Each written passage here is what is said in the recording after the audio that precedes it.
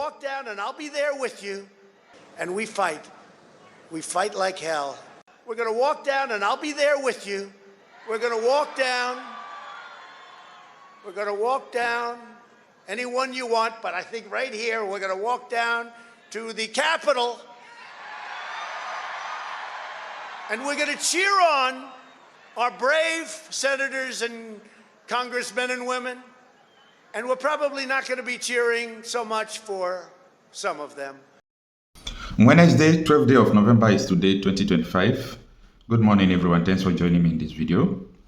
You know, before I talked about doctoring of people's voices, especially when the prosecution team of Nnamdi Kanu were presenting the prosecution team of the federal government against Nnamdi Kanu, when they were presenting the voice notes, the brokers that Nnamdi Kanu did. I was warning about one thing. I said, these people will systematically doctored, some of these things, and you won't know.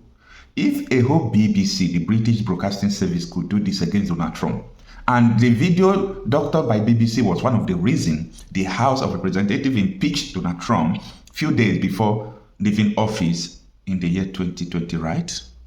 So if they can do that against US president, you should understand that all these media organizations are your number one problem. Now, let us look into this video and analyze it. The first video you are going to watch is the video doctored by the BBC, while the second video is the video that Donald J. Trump said. That is the exact statement he made. Tell me where the BBC got other, clip to add it up and remove what Donald Trump said and put what he did not say. Pay attention. We're going to walk down and I'll be there with you. And we fight. We fight like hell. We're going to walk down and I'll be there with you. We're going to walk down. We're going to walk down anyone you want, but I think right here we're going to walk down to the Capitol. And we're going to cheer on our brave senators and congressmen and women. And we're probably not going to be cheering so much for some of them.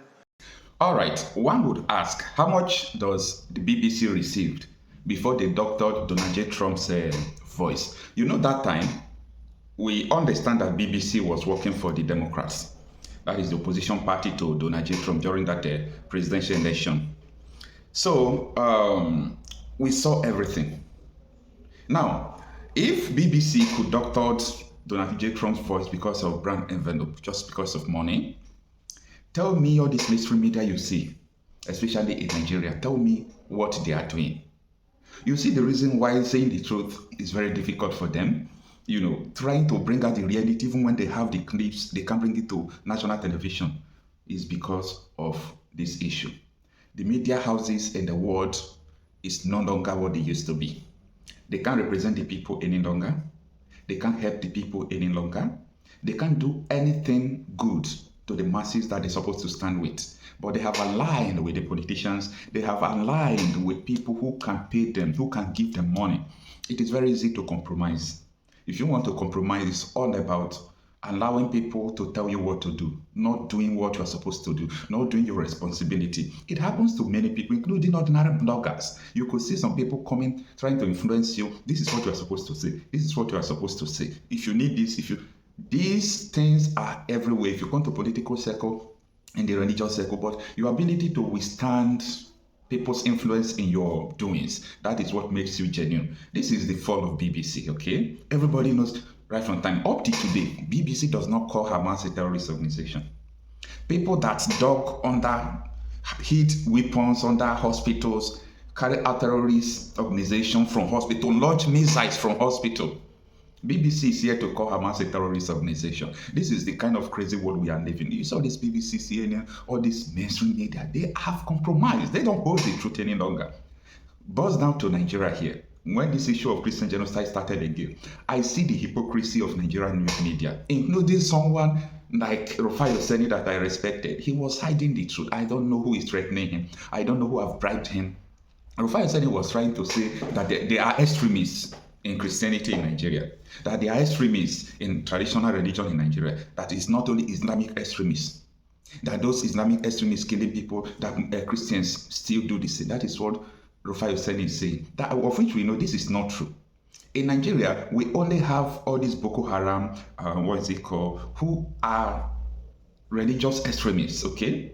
We might have other groups like what we've had before, Niger Delta Militant, those ones were fighting for something, not for religious purposes. But when it comes to religious issue and issue of this genocide killing going on, we understand what Boko Haram is, what these people are doing. These are Islamic extremists. We say things the way it is, not because of one thing or the other. At a time, if we see any issue that is even against our people, if I say something like that, people will say, why are you trying to fight your people? Why are you trying to talk against your people? It's not because I'm talking against my people. I like bringing out the reality and saying the truth the way it is. So it doesn't matter who it is affecting. It doesn't matter who is involved in the issue. What I'm interested in is this. Is this thing true or not? If it is not the truth, it can never be true. If it is a lie, it is a lie. So that is just the way things is. And people should allow reality to always have his way, not doctoring people's voice, influencing this, influencing that, try to cover so many things, of which that could always lead people to jail. Imagine because of this, it was one of the things they used to impeach Donald J. Trump, that you doctor his voice. And that is why I am also referring this to the case of Marcel Nnamdi Kanu. Marcel Nnamdi Kanu have suffered a lot because of so many allegations that is not true. The politicians, they sponsor violence in the Southeast and they put it on Nnamdi Kanu's head. They doctor his voice, they submit it in the court, they do all sort of things against him. And everybody's just watching. I do not blame people like that. I blame so-called celebrities and mainstream media, because when you are influencing people, you could be regarded as, you could be placed at the status of also the mainstream media, because you're also influencing large number of people just like the mainstream media. So what you say matters a lot. Anytime you start influencing people, be careful of one thing: say the truth.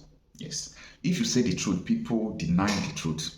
Give it time. Only time we expose the reality. That is what I used to tell people to that. I used to tell people that you saw this video I'm making, what I'm saying today. If you like, believe me. If you like, don't believe. But the ones I made last year you did not believe, this year you have already believed them. Why? Because you find out that what I said was true. So what I'm saying now, if you did not believe it, also give it time. Next year you will come back to realize that what I'm saying now is true. What happened there is that you are leaving behind.